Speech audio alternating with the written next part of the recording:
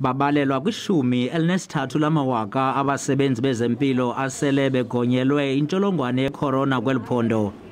Abasemagunyeni kwezempilo bathi iziko eliseGatesville lizawenza umahluko. Sesiqale kwangolo hlobo kwangoku besigxalathelana sizama ukulwa kwakula first wave. Ngokwento inantsikayo sigqibezelisa loo nto into yoba sonke masingenene enkomeni sisebenzisane kuba nabo kaloku abaya e-private bayafuneka begonyiwe for into bazokwazi nabo xa uye kwafika even nomsinga wesithathu we-COVID bakwazi into bancedisane kunye nathi.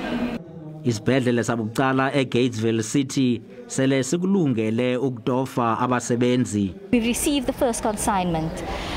We've also got our vaccinators inside there, and we've got our full support team that will be starting the vaccination officially. We'll just wait for the numbers to come through. Ibhunga eliphanda ngezonyango kwelizwe iSouth African Medical Research Council lithi kubalekile ukukhuselwa kwabasebenzi bezempilo kule ntsholongwane.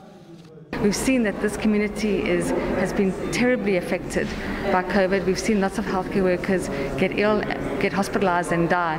And so making sure that we allocate the right, correct amount of vaccines to the healthcare worker who's in the private sectors is critical to make sure that we can protect all healthcare workers before the next third wave.